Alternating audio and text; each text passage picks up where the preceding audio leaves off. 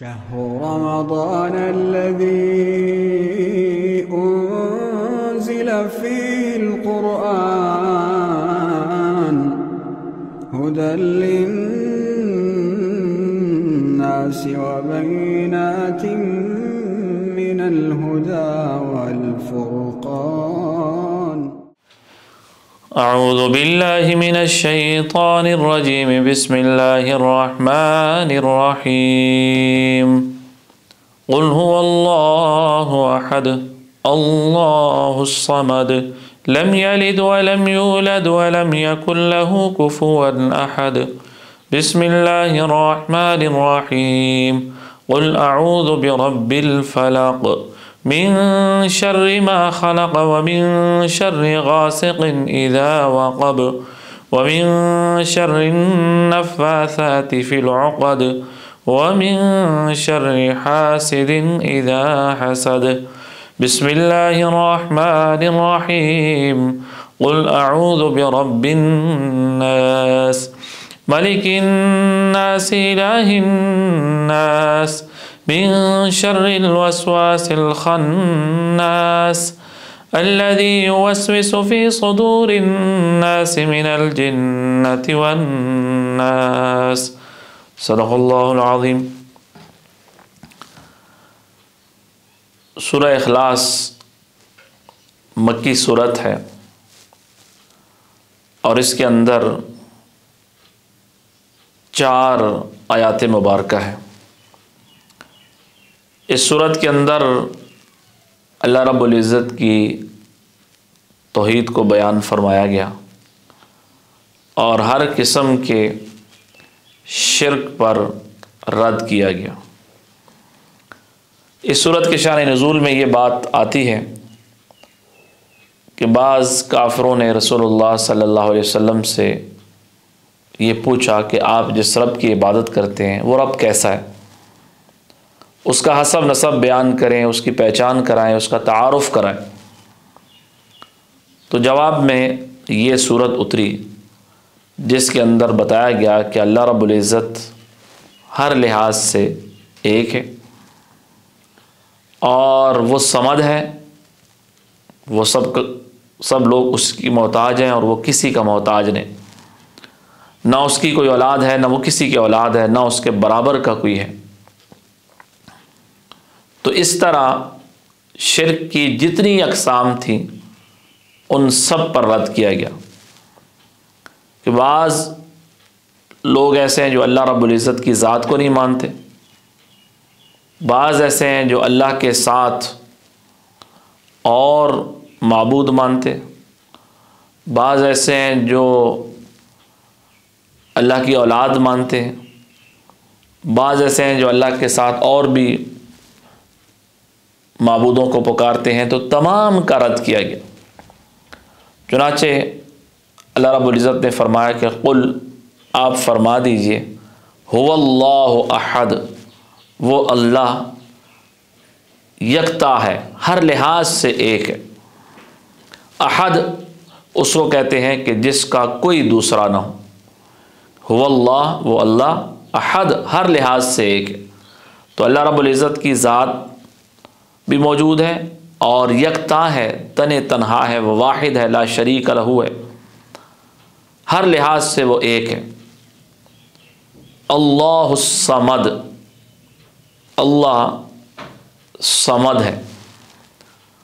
صمد کا عام طور پر ہمارے ہاں ترجمہ یہ کر دیا جاتا ہے کہ وہ بے نیاز ہے. بے نیاز کا مطلب ہے کہ وہ کسی کا محتاج نہیں. یہ صمد کا آدھا مفہوم ہے، آدھا ترجمہ ہے، مکمل نہیں. اور یہ اس لیے کیا جاتا ہے کہ اردو میں کوئی ایسا جامع لفظ نہیں ہے جو صمد کا پورا معنی اس کو ادا کرے. اس لیے صمد اس ذات کو کہتے ہیں کہ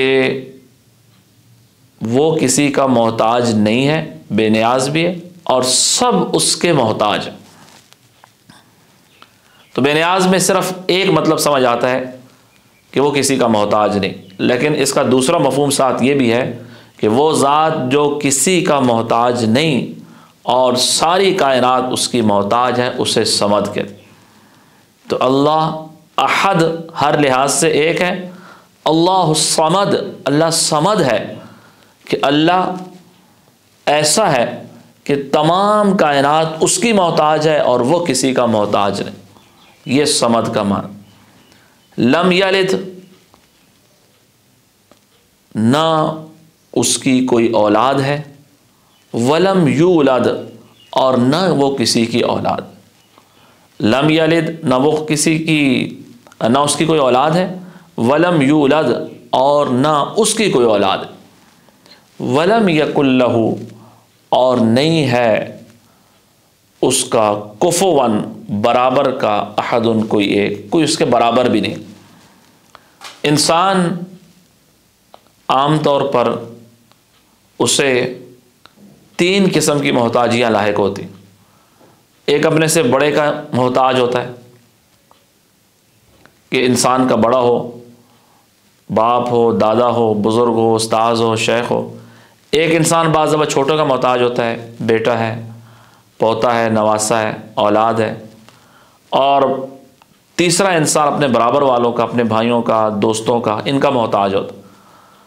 اللہ رب العزت کی تینوں قسم کی احتیاجیاں، تینوں قسم کی محتاجیاں ان کی نفی کی گئی کہ لم یلد، نہ اس کی کوئی اولاد ہے، وہ اولاد سے پاک ہے، اور نیچے والی جو محتاجی ہے اس سے وہ پاک ہے۔ ولم یولد، اور نہ وہ کسی کا اولاد ہے، اس سے اوپر بھی کوئی نہیں، اوپر والی محتاجی سے بھی وہ پاک ہے۔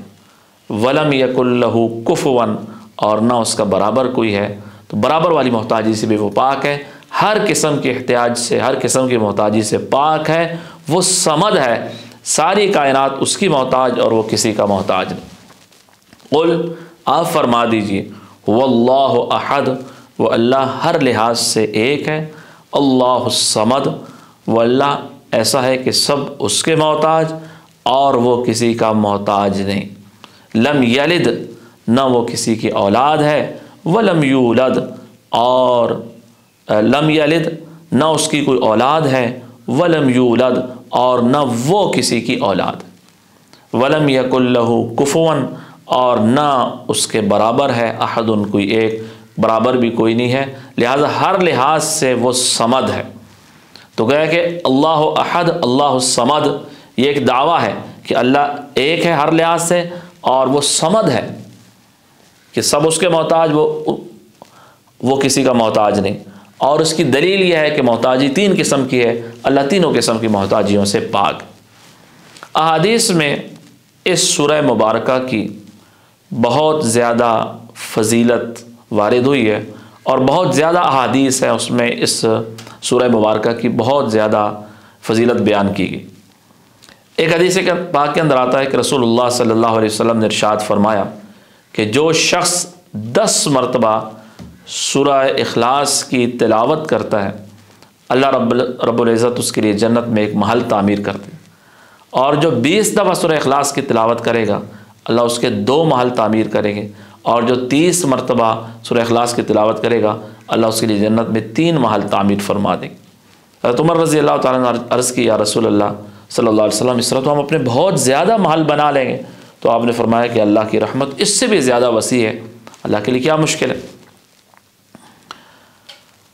حدیث کے اندر آتا ہے کہ ایک صحابی وہ رات کو گزر رہے تھے، تو ایک شخص کو انہوں نے دیکھا، وہ نماز پڑھ رہا ہے اور ہر رکعت میں قل واللہ احد کی تلاوت کر رہا۔ وہ بڑے حیران ہوئے، صبح آقا علیہ الصلوۃ والسلام کے پاس گئے، یا رسول اللہ فلاں شخص میں نے دیکھا رات کو وہ قل واللہ احد کی تلاوت کر رہا تھا، اور ہر رکعت میں یہی پڑھے جا رہا تھا۔ ان کا خیال یہ تھا کہ بہت کوئی تھوڑی سی چیز ہے، چھوٹی سی چیز ہے، انہیں کوئی بڑی صورتیں پڑھنی چاہیے۔ تو آپ نے فرمایا کہ قسم ہے اس ذات کی کہ جس کے قبضے میں میری جان ہے، انہا لتعدل ثلث القرآن، یہ قرآن کا 1/3 حصہ ہے، 1/3 حصے کے برابر۔ بعض روایت میں آتا ہے کہ اللہ نے قرآن کے 3 حصے کیے، 1 حصہ وہ سورہ اخلاص ہے، 1/3 قرآن۔ ایک حدیث میں آپ نے فرمایا کہ کیا تم میں سے کوئی شخص عاجز ہے کہ وہ ہر رات قرآن کا 1/3 پڑھ لے؟ یا رسول اللہ تو بہت مشکل ہے، کون پڑھے گا؟ فرمایا قل اللہ احد کی تلاوت کیا کرو، یہ 1/3 قرآن ہے، 1/3 سے قرآن ہے، تیسرا حصہ ہے قرآن۔ آقا علیہ الصلوۃ والسلام نے ایک لشکر بھیجا اور اس کے اندر جو ان کے صحابی امیر تھے وہ نماز پڑھاتے تھے اور ہر رکعت میں سورہ اخلاص کی تلاوت کرتے۔ تو آپ نے جب لشکر واپس آیا تو صحابہ نے عرض کی، یا رسول اللہ یہ تو ہر رکعت میں سورہ اخلاص کی تلاوت کرتے تھے۔ تو آپ نے پوچھا تم کیوں ایسا کرتے ہو؟ یا رسول اللہ مجھے اس سورت سے بڑی محبت ہے۔ آپ نے فرمایا کہ تیری اس سورت کے ساتھ محبت نے تجھے جنت میں داخل کر۔ ایک حدیث میں آتا ہے کہ آپ ایک صحابی کے پاس سے گزرے، وہ سورہ اخلاص کی تلاوت فرما رہے تھے نماز کے اندر، آپ نے فرمایا وجبت۔ سیدنا ابو ہریرہ فرماتے ہیں کہ میں نے پوچھا یا رسول اللہ کیا چیز وجبت واجب ہوگی، کیا واجب ہوگی؟ آپ نے فرمایا کہ جنت واجب۔ اس لیے سورۃ مبارکہ کے بہت زیادہ فضائل ہیں، اس کو کثرت کے ساتھ اس کی تلاوت کرنی چاہیے۔ اور حدیث میں آتا ہے کہ رسول اللہ صلی اللہ علیہ وسلم اکثر فجر کی سنتوں میں دوسری رکعت میں سورہ اخلاص کی تلاوت فرماتے تھے، پہلی میں سورہ کافرون اور دوسری میں سورہ اخلاص۔ اسی طرح مغرب کے بعد جو سنتیں ہیں ان میں بھی آپ پہلی میں سورہ کافرون اور دوسری میں سورہ اخلاص کی تلاوت فرمایا کرتے تھے۔ بسم اللہ الرحمن الرحیم۔ اگلی سورہ فلق ہے اور اس سورہ مبارکہ کی 5 آیات ہیں۔ اس کے اندر اللہ رب العزت نے انسانوں کو حفاظت اور پناہ مانگنے کا طریقہ بتایا کہ تم نے کس طرح پناہ مانگنی ہے۔ چنانچہ روایات کے اندر آتا ہے کہ رسول اللہ صلی اللہ علیہ وسلم پر ایک مرتبہ کچھ یہودیوں نے جادو کرنے کی کوشش کی اور اس کے کچھ اثرات آقا علیہ الصلوۃ والسلام پر ظاہر ہوئے، تو اللہ رب العزت نے یہ صورتیں اتاری اور ان میں پھر طریقہ بتایا گیا کہ اس طرح انسان اللہ رب العزت سے دعا مانگے اور اس طرح ان صورتوں کو پڑھے تو اللہ رب العزت اس پر جادو اور ٹونا اور اس طرح کی چیزیں ختم کر دیں گے۔ چنانچہ آقا علیہ الصلوۃ والسلام کا اس کے بعد پھر ہمیشہ یہ معمول تھا کہ آپ ان صورتوں کی تلاوت فرمایا کرتے تھے۔ تو قل هو اللہ احد، قل اعوذ برب الفلق، قل اعوذ برب الناس، یہ تینوں صورتیں آقا علیہ الصلوۃ والسلام ان کو کثرت کے ساتھ پڑھا کرتے تھے، بلکہ حدیث میں آتا ہے کہ آپ ان کو صبح شام 3 مرتبہ ان کی تلاوت فرماتے تھے اور رات کو سونے سے پہلے بھی آپ 3 دفعہ ان تینوں صورتوں کی تلاوت فرمایا کرتے تھے۔ بلکہ امی عائشہ رضی اللہ تعالیٰ عنہ یہاں تک فرماتی ہیں کہ آپ جب بیمار ہوتے تو آپ اس میں تینوں صورتوں کو اپنے ہاتھوں پہ دم فرما کے اپنے جسم پر پھیرتے تھے۔ جب آخری وصال مبارک جس بیماری میں ہوا اس میں پھر میں نے ایسا کیا کہ یہ تینوں صورتیں پڑھیں اور آپ کے دست مبارک پر دم فرمایا اور آپ کا ہاتھ مبارک آپ کے جسم پر پھیر دیا۔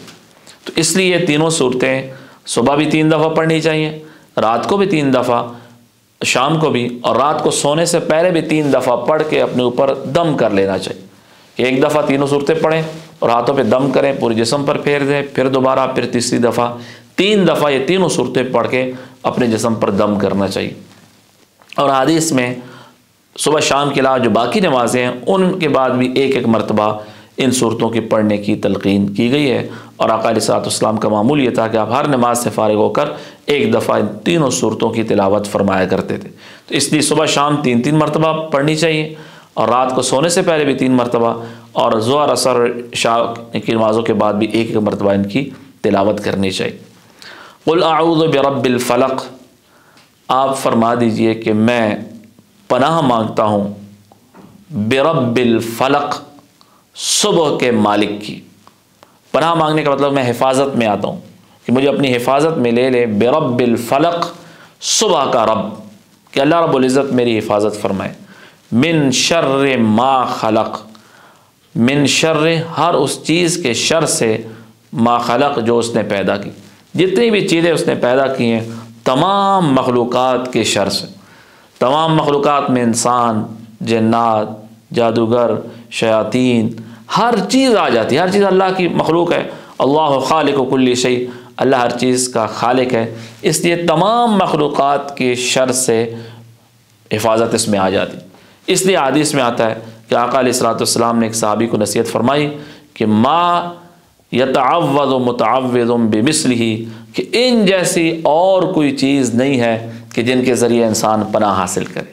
یہ پناہ حاصل کرنے کا جو سب سے مجرب وظیفہ ہے، سب سے بڑا وظیفہ ہے، وہ یہ آخری تینوں صورتیں ہیں، جو انسان پڑھ لے تو اللہ رب العزت جادو سے، جنات سے، شیاطین سے، ہر چیز سے اس کی حفاظت کر۔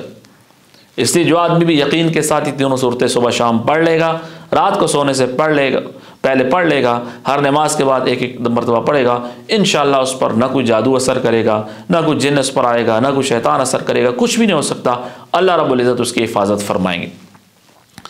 قل، آپ فرما دیجئے، اعوذ برب الفلق، میں حفاظت میں آتا ہوں، پناہ میں آتا ہوں، برب الفلق، صبح کے رب کی، من شر ما خلق، ہر اس چیز کے شر سے جو اس نے پیدا کی، ومن شر غاسق، اندھیرے کے شر سے، اذا وقب، جب وہ پھیل جائے۔ چونکہ اندھیرے میں جنات، شیاطین اور فتنے فساد زیادہ ہوتے ہیں، اس لیے اندھیری رات کے شر سے بھی پناہ مانگی۔ ومن شر النفاثات، اور ان کے شر سے، النفاثات، جو پھونک مارتی ہیں، فی العقد، گروں کے اندر، یعنی وہ جانے جو وہ انسان جو پھونک مار کے اور اس پر جادو وغیرہ کرتے ہیں، ان کے شر سے۔ ومن شر حاسد، اور حسد کرنے والے کے شر سے، اذا حسد، جب وہ حسد کرے۔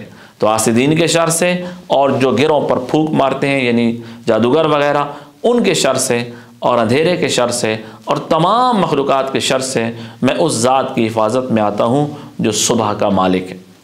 قل، آپ فرما دیجئے، اعوذ برب الفلق، میں پناہ میں آتا ہوں برب الفلق، صبح کے رب کی، من شر ما خلق، تمام مخلوقات کے شر سے، ومن شر غاسق، اور اندھیرے کے شر سے، اذا وقب، جب وہ پھیل جائے، ومن شر النفاثات، اور ان جانوں کے شر سے جو پھونک مارتی ہیں، فی العقد، گروں کے اندر۔ کیونکہ آقا علیہ الصلوۃ والسلام پر لبید بن عاصم نے اور اس کی بیٹیوں نے مل کر جادو کی کوشش کی تھی، اور انہوں نے کچھ بالوں پر گریں لگا کے اور اس کے اوپر جادو کیا تھا، تو اس لیے یہاں پر ان سے بھی پناہ مانگی گئی۔ ومن شر حاسد، اور حسد کرنے والے کے شر سے، اذا حسد، جب وہ حسد کرے۔ اگلی صورت، اس کے اندر بھی 5 آیتیں ہیں، اس کے اندر بھی اسی طرح پناہ مانگی گئی ہے۔ قل، آپ فرما دیجئے، اعوذ برب الناس، میں پناہ مانگتا ہوں برب الناس، لوگوں کے رب کی، ملک الناس، جو لوگوں کا بادشاہ ہے، الہ الناس، جو لوگوں کا معبود ہے۔ تو میں لوگوں کے رب کی، لوگوں کے بادشاہ کی، لوگوں کے معبود کی میں پناہ میں آتا ہوں، من شر الوسواس، ان کے شر سے جو وسوسہ ڈالتے، تو وسوسہ ڈالنے والوں کے شر سے، الخناس، جو وسوسہ ڈال کے چھپ جاتا ہے۔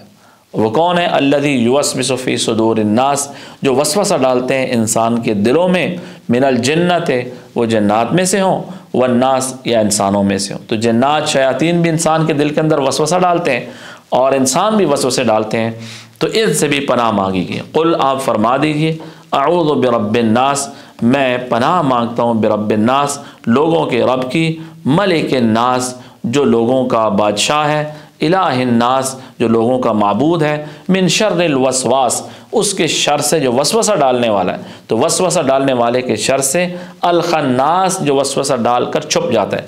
تو شیطان وسوسہ ڈالتا ہے پھر غائب ہو جاتا ہے، یا انسان کو وسوسہ ڈالتا ہے۔ الذی یوسوس، جو وسوسہ ڈالے، فی صدور الناس، انسانوں کے دلوں میں، من الجنت، خواہ جنوں میں سے ہو، والناس، اور انسانوں میں سے ہو، جس میں سے بھی ہو۔ تو یہاں پر جادو کے شر سے، اندھیرے کے شر سے، حاسد کے شر سے، اور وسوسوں کے شر سے، انسانوں کے شر سے، جنات کے ہر قسم کے شر سے پناہ مانگی گئی ہے۔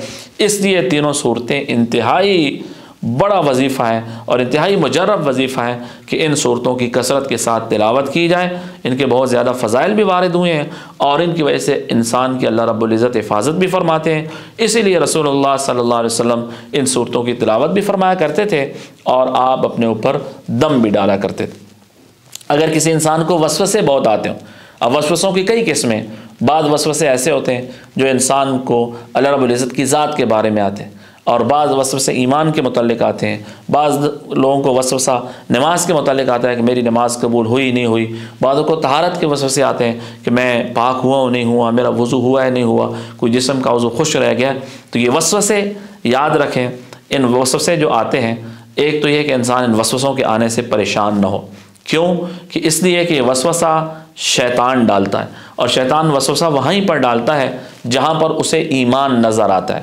تو یہ انسان کے ایمان کی علامت ہے کہ انسان مومن ہے، اس لیے اس کو وسوسہ آ رہا ہے۔ کافر تو اسے پتہ ہے پہلے ہی کافر ہے، اس کے دل میں ایمان ہے ہی نہیں، وہ اس کے دل میں کیوں وسوسہ ڈالے گا؟ تو یہ وسوسہ آنا انسان کے ایمان کی علامت ہے کہ مومن شخص اس کو وسوسہ آ رہا ہے، اس لیے اس وسوسے پر پریشان نہیں ہونا چاہیے۔ دوسرا، اس پر زیادہ غور نہیں کرنا چاہیے۔ جتنا انسان وسوسے پر زیادہ غور کرے گا، اسی لیے اس کے وسوسے آگے بڑھتے رہیں گے، اور یہ انسان کے جنون اور پاگل پن کی پہلی سیڑھی ہے کہ انسان جس کو وسوسے آتے ہیں پھر وہ آگے جنون کی طرف چلا جاتا ہے اگر اس کے اندر زیادہ غور کرے گا۔ اگر غور نہیں کرے گا اور اللہ سے پناہ مانگے گا تو پھر اس میں کچھ بھی نہیں ہے، یہ ایمان کی علامت ہے۔ اس لیے جب وسوسہ آ جائے تو اعوذ باللہ من الشیطان الرجیم پڑھے، بار بار پڑھے، اور اس کے بعد یہ تینوں صورتیں ان کی کثرت کے ساتھ تلاوت کرے۔ انشاءاللہ اس کی برکت سے اللہ رب العزت اس کے وساوس دور کر دیں گے۔ اللہ رب العزت ہم سب کو قرآن پاک پر عمل کرنے کی توفیق عطا فرمائے۔ وآخر دعوانا الحمدللہ رب العالمین۔ سبحان ربک رب العزت عما یصفون وسلام علی المرسلین والحمدللہ رب العالمین۔ شهر رمضان الذي أنزل فيه القرآن هدى للناس وبينات من الهدى والفرقان